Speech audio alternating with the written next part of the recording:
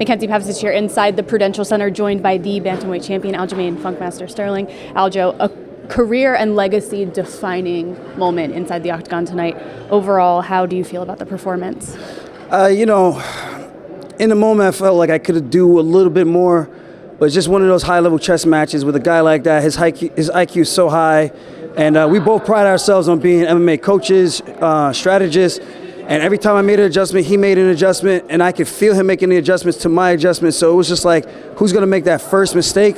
And a couple times with the takedowns, he pushed it a little bit too much, giving me an opportunity to lock my hands and do what I do best, which is body lock takedowns, get the fight to the floor. And I think that was the difference in the fight. I mean, the striking, I think I showed that I landed the cleaner, harder strikes, but definitely back and forth. Other than that, I'm a hard critic, But I think the fans can now see that I'm no fluke, man. I didn't get here by accident. I beat the best guys in the world, 4 former champion that I beat. Put some fucking respect on my name. Would you say this is the highest level of the chess matches, that you've had inside the octagon? I would say so. Henry's a 2-division champion, Olympic champion. You don't get there by accident.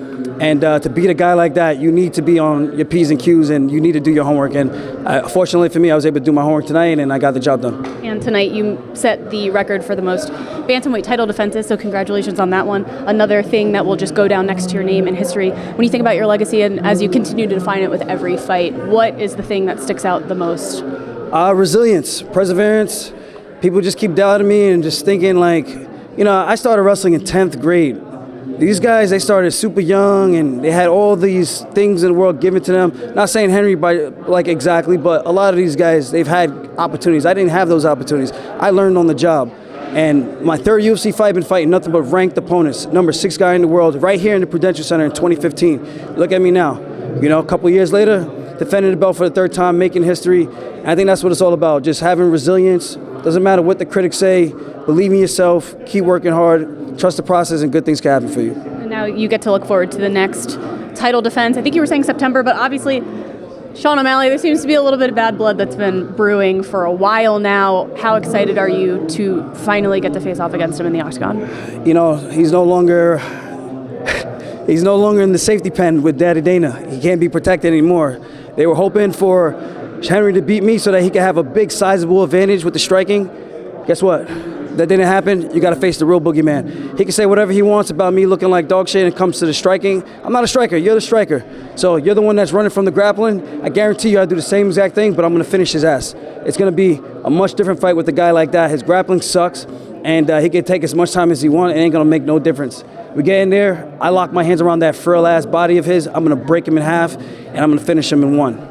Especially when you have similar opponents, like you look at your fights against Petr Yan and then his fight against Petr Yan. You were in Abu Dhabi. I don't know if you got to watch the fight in real time, but when you think of his track to the title versus yours and what you've accomplished as champion, does it match up?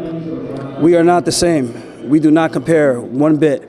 His really close fight with Yan was nothing near compared to my fights with Yan.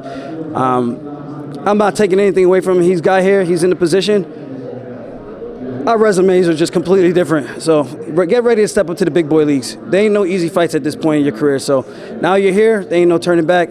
So saddle up and get ready we can do this in July too. I'll get right back in it. We can do this in July.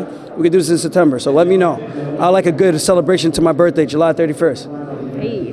Well, speaking of resumes, you've spoken before, kind of in passing, about the possibility of moving up to featherweight. Is it a goal to add a second belt to the collection, or is it more just a strategic move for you to move up to a weight that might suit you a little bit better as far as size goes and become champion in another weight class? It's a little bit of both, and there's a third wrinkle to that, given my good friend and training partner, Merab Dvalishvili, an opportunity to fight for a world title.